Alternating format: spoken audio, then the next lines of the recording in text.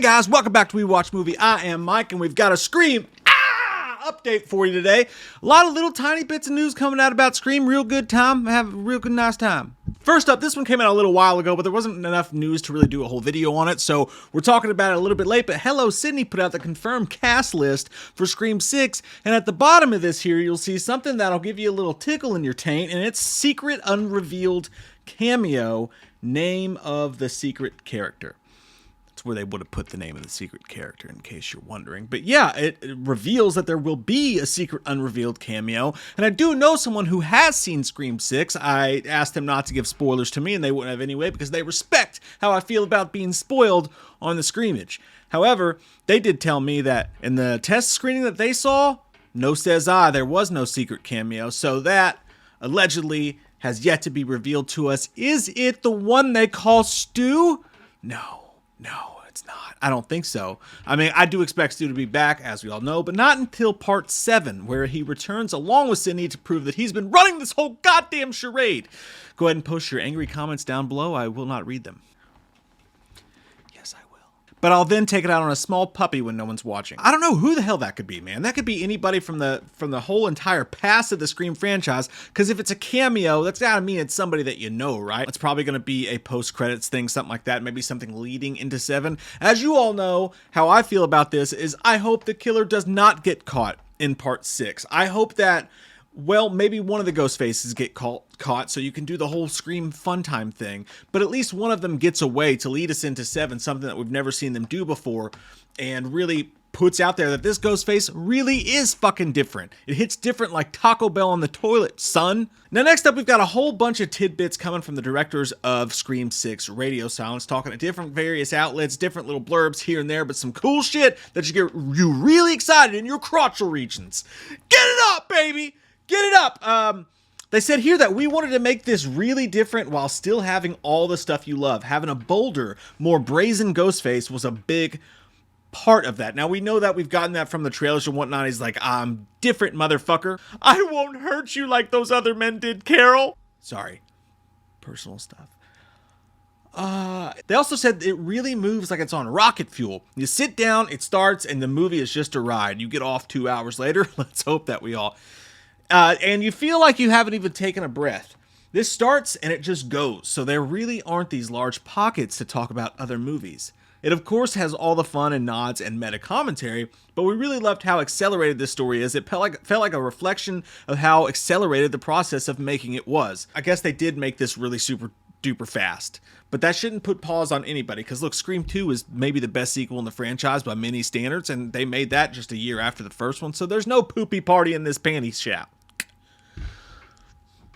What? So this one sounds like it's going to have that whole sort of one take feel to it, whereas it all picks up really fast and then it just fucking goes. And you know, it is sad that there's not going to be as much, you know, grab assing about movies and stuff like that in it, but the meta stuff they said is still going to be there. And hey, if you want something different, if you want the 6th entry to switch it up a little bit and not give us everything we've given before, you're going to have to do some give and take with some things like that. And this feeling like a Jason Statham crank type of fucking Ghostface movie where shit's just balls to the wall, I'm okay with that. I mean, let's go with it. I want to be sad when it's over with, and I'm sad when sex is over with, and I'm sad when burritos are over with. But you know what? You can't think about the end all the time. You gotta enjoy that fucking burrito and that sex while it's happening.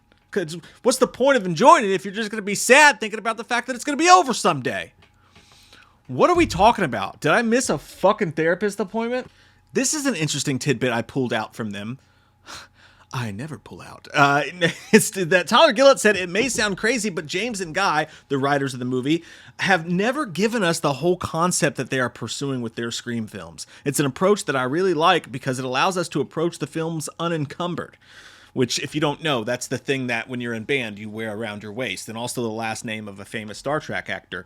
They said, however, when we found out that the next setting would be in New York, we were completely blown away. So, interesting, and I think we forget this sometimes, that Radio Silence are the directors of this, and that James and Guy are the writers of this. So it's very interesting that they are not that hands-on with the process of coming up with these stories. I'm sure they have notes, and they kick it back and forth. Definitely over Chinese food, like in movies where they always got the boxes and the chopsticks, even though most of us just eat it with a fork like the fat shits we are. But I'm fascinated by the fact that they don't know where this story is going. So yeah, we might be in a situation where the writers of this movie could have a 3-movie arc planned, which is my, as you guys know, my biggest theory. But I love that the directors don't know. Like, how perfect is that? When you're writing a movie, and A, you don't want it to feel like they were afraid Halloween Kills was going to feel like, whereas there's a sequel coming, so is this just going to feel like a stopgap? It's not going to feel like its own thing. When the directors don't know where the story is going, then they can't tip their hat accidentally to where they think the story is going in the third movie, which is beautiful. I mean, that does shit can a lot of possible theories and a lot of looking at little parts of the movie going, you notice that shit right there? But then again, some of the writers' hat tipping may have leaked its way in as well. But they didn't even know the fucking thing was going to be in New York, which is just smack me on the ass and call me Susie. That's pretty cool. I like that. I like that knowing that. I like that they don't know. I feel like that adds a whole new shroud of mystery on it. It gets me fucking going. Now this next one comes from, I had to actually transcribe it, or whatever you call it, translate it to English, because it's from an outlet in another country, but it's a Deadline outlet in another country. They did an interview with them, and they said, asking about Kirby and it being fan service, and they said, it's not fan service, you motherfucker. That part's not true. It said, it's not fan service. The original idea was to have Kirby appear in a cameo in Scream 5. That would have been fan service, but we didn't want that because that would have done the character an injustice. Suffering an injustice.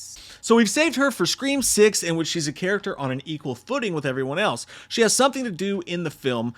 For us, this means creating a whole new connection to the previous film. Scream 5 was very closely linked to the first Scream film, where with Scream 6, we want to kind of create a connection to all the films, including Scream 4. Now, you can read deeper,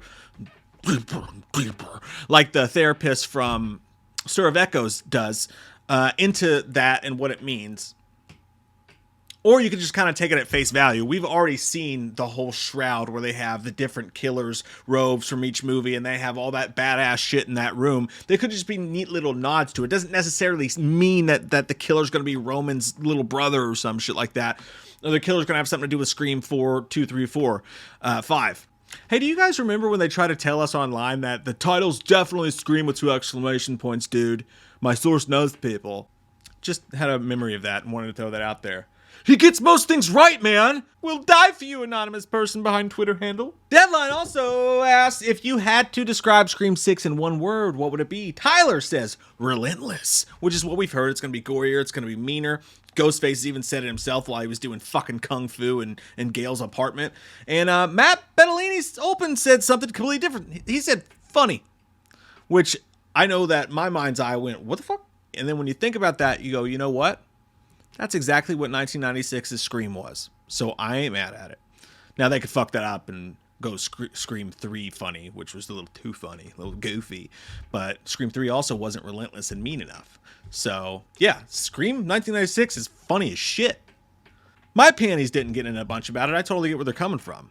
Besides, it takes a man to do something like that. So yeah, those are all the things that happened this week that I wanted to talk about in the Scream universe and Scream news and things that happen. You know, on this channel, we don't do crazy, we really try not to spoil the movie for you. Like, if we notice stuff, like we did our, I'll put it at the end of this video because we got really deep inside of that trailer. I mean, we just got all the way inside of it on our live stream that we did when the trailer came out. But, you know, I see all these videos and stuff like that about all these deep, crazy theories and like pointing stuff out.